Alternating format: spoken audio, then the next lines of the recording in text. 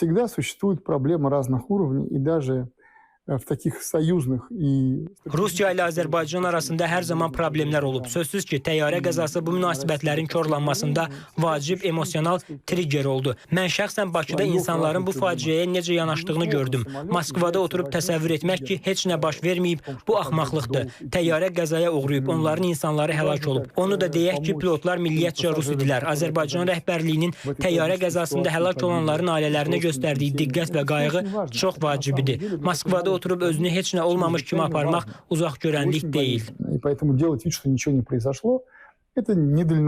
Rusiyalı ekspertin fikrincə Moskva anlamalıdır ki, heç də hər zaman güc strukturları dövlətin siyasi xəttini müəyyən edə bilməz. Azərbaycanla sülh, mehriban qonşuluq, qarşılıqlı sərfəli ticarət şəraitində olan münasibətlərə alternativ yoxdur.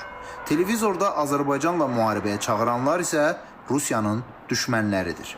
Fərid Əkbərov, İTV Xəbər, Moskva.